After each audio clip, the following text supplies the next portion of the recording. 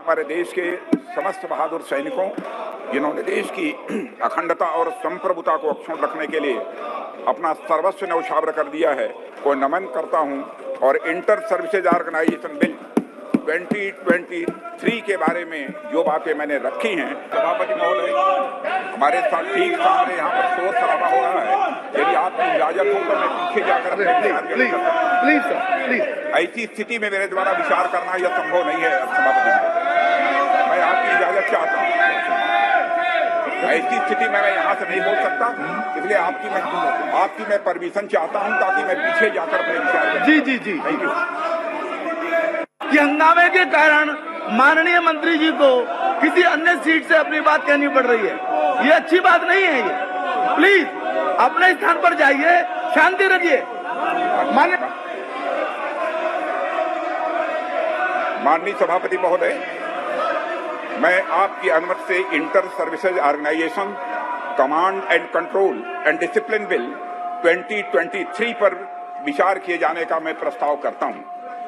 इसी के साथ ही माननीय सभापति महोदय, मैं अपने कुछ विचार भी इस संबंध में व्यक्त करना चाहता हूं कि हमारे प्रधानमंत्री श्री नरेंद्र मोदी जी के नेतृत्व में सरकार लगातार नए नए रिफॉर्म्स के माध्यम से राष्ट्र को सशक्त बनाने की कोशिश कर रही है। और सारा देश जानता है कि पिछले कुछ वर्षों में सरकार ने लगभग हर क्षेत्र में नई नई पहलें की हैं। पुराने अनेक कानूनों को जहां हमने समाप्त किया है, वहीं पर जहां जरूरत पड़ी है, पुराने जो नियम और कानून रहे हैं, उन नियम और कानूनों में हमने संशोधन भी किया है। लोकसभा में पेश किया गया inter services organisation command and control and discipline bill 2023 भी उसी कड़ी में एक यह बहुत ही इंपॉर्टेंट बिल है। सभापति महोदय, यह बिल दो महत्वपूर्ण मकसदों को एक साथ पूरा करता है। यह हमारी आर्म्ड फोर्सेस के तीनों अंगों के बीच इंटीग्रेशन तथा ज्वाइंटनेस की दिशा में बढ़ाया गया एक बहुत ही महत्वपूर्ण कदम है, जिससे वे भविष्य की चुनौतियों का एकजुट और एकीकृत तरीके से मुकाबला कर सकें। यह एक ऐसा वातावरण बनाने में निश्चित रूप से हमारी यह मदद करेगा जो हमारे इंटर सर्विसेज ऑर्गेनाइजेशन में अनुशासन को मजबूत करेगा। मैं इन दोनों महत्वपूर्ण पहलुओं पर माननीय सदस्यों का ध्यान आकर्षित करना चाहूंगा। सभापति महोदय, यह सर्वविदित है, अनुशासन यह सेना की आत्मा होती है। यह उनके चरित्र और संकल्प को भी मजबूत करता है। यह आत्मविश्वास को बढ़ावा देने के साथ साथ एक यूनिट या इस्टेब्लिशमेंट के सैनिकों को एकजुट करने में भी मदद करता है। सभापति महोदय, इसलिए कभी किसी परिस्थिति में अनुशासनहीनता का कोई मामला सामने आता है तो उसके बारे में निर्णय जल्द से जल्द या आवश्यक हो जाता है। Inter services organisation command control and discipline bill 2023 किसी इंटर सर्विसेज ऑर्गेनाइजेशन में डिसिप्लिन बनाए रखने के लिए त्वरित कार्रवाई किए जाने का एक प्राविधान करता है। अध्यक्ष महोदय, वर्तमान में भारतीय सेना, नौसेना और हमारी वायुसेना के पर्सनल अपने रेस्पेक्टिव एक्ट अर्थात आर्मी एक्ट 1950, नेवी एक्ट 1957 तथा एयरफोर्स एक्ट 1950 और उसके तहत बनाए गए रूल्स एंड रेगुलेशंस के अनुसार गवर्न होते हैं। सभापति महोदय, जिस समय ये कानून बने थे उस समय अधिकांश सर्विस ऑर्गेनाइजेशंस में पर्सनल्स सेना के एक ही अंग से होते थे। तदनुसार इन एक्ट्स में निहित प्रोविजंस को एक स्पेसिफिक सर्विस के यूनिक वर्किंग एनवायरनमेंट को ध्यान में रखते हुए तैयार किया गया था। परिणाम स्वरूप इन एक्ट्स के तहत कमांडर इन चीफ या ऑफिसर इन कमांड अपनी डिसिप्लिनरी और एडमिनिस्ट्रेटिव पावर्स का प्रयोग अपनी ही सर्विस के पर्सनल पर कर सकते हैं। उन्हें दूसरी सर्विसेज से संबंधित पर्सनल जो उनके संगठन में कार्य कर रहे हैं पर डिसिप्लिनरी और एडमिनिस्ट्रेटिव पावर्स का प्रयोग करने का अधिकार नहीं है। सभापति महोदय, इन प्रोविजंस के कारण एक विशेष स्थिति तब उत्पन्न होती है जब विभिन्न सर्विसेज के पर्सनल किसी इंसिडेंट में इन्वॉल्व होते हैं और उन पर डिसिप्लिनरी और एडमिनिस्ट्रेटिव एक्शन के लिए इंटर सर्विसेज ऑर्गेनाइजेशंस में कार्यरत पर्सनल को उनके पेरेंट सर्विस यूनिट्स में वापस भेजने की आवश्यकता पड़ जाती है। इसमें न केवल अधिक समय लगता है बल्कि पर्सनल की आवाजाही के कारण धन भी व्यय होता है और उनको न्याय मिलने में भी स्वाभाविक रूप से देर होती है। इसके अलावा सभापति महोदय, एक ही ऑफेंस के लिए अलग अलग जगहों की एजुकेटिंग अथॉरिटीज के अलग अलग निर्णय के कारण स्वाभाविक रूप से विसंगतियां भी पैदा होती हैं।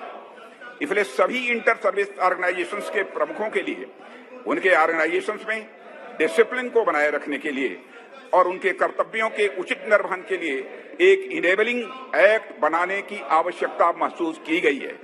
तदनुसार आर्मी, नेवी और एयरफोर्स से इनपुट्स लेकर ministry of law and justice के परामर्श से inter services organisation command, control and discipline bill 2023 को ड्राफ्ट करने के लिए एक कमेटी गठित की थी हम लोगों ने। संयुक्त रूप से या एकजुट होकर कार्य करने के लिए इंटीग्रेशन की यह आवश्यकता स्वाभाविक रूप से पड़ती है और ज्वाइंटनेस को प्रमोट करने के लिए जो भावना होनी चाहिए, मैं विश्वास के साथ कह सकता हूं, वह भावना इस बिल में निहित है। यह इंटर सर्विसेज ऑर्गेनाइजेशंस के प्रमुखों को बेहतर डिसिप्लिनरी और एडमिनिस्ट्रेटिव पावर्स जो मिलना चाहिए वह यह प्रदान करता है, जिससे वे अपने ऑर्गेनाइजेशंस में प्रभावी कमांड, कंट्रोल व डिसिप्लिन बना सकेंगे और हमारे सुरक्षा ढांचे को और भी अधिक मजबूत कर सकेंगे। अध्यक्ष महोदय, मैं इस सदन को आश्वस्त करना चाहता हूं, सैन्य सुधारों की दिशा में यह बिल एक महत्वपूर्ण पड़ाव है और इस बिल में कोई अतिरिक्त वित्तीय प्रभाव नहीं पड़ने वाला है। यह भी इस सदन को मैं सूचित करना चाहता हूं। अध्यक्ष महोदय, मैं आपकी अनुमति से इस inter services organisation command, control and discipline bill 2023 विधेयक पर विचार करने का मैं प्रस्ताव करता हूं। फौजी भाइयों, आप लोग अभी तक जो अपना रक्षा मंत्री जी ने जो कुछ बताया है आप लोग अच्छी तरह समझ गया होगा। और आर्मी, नेवी, एयरपोर्ट्स का जो कानून है पूरा एक ही बन रहे। जो आर्मी का कानून अलग था, नेवी का कानून अलग था, एयरपोर्ट्स का कानून अलग था, अभी तीनों मिलाकर एक ही कानून बन रहे। जो पहले से जो अंग्रेजों का ब्रिटिश वालों का जो कानून था उसी के ऊपर आर्मी, नेवी, एयरपोर्ट्स चल रहा था। अभी क्या है, उसमें बदलाव आने वाला है। आने से अपना जेसीओस और जवान के लिए उनका खुद का अधिकार भी कुछ ना कुछ इसी में शामिल होना चाहिए और जो जवान और जेसीओस को जो रेस्पेक्ट मिलने वाला है वो रेस्पेक्ट ही अच्छी तरह मिलना चाहिए, उनका अधिकार मिलना चाहिए। ये नहीं है इतना दिन से अपना लिए जो ऑफिसर्स दबाव डालकर रखा हुआ है, उन जो अपना फौजी भाइयों के लिए उनका बैटमैन बनाकर घर में पूरा काम कराता था, अभी उनको पता हो जाएगा जो आर्मी एक्ट में बदलाव आने के बाद। ओके फ्रेंड्स, ये वीडियो आपको पसंद आने से सब्सक्राइब करो, लाइक करो, शेयर करो, आपका दोस्त लोग भी शेयर कर दो, अपना फौजी भाई लोग को भी ये गुड न्यूज़ दे देना, उन लोग भी खुशी हो जाएंगे। हम लोग नेक्स्ट वीडियो में मिलेंगे।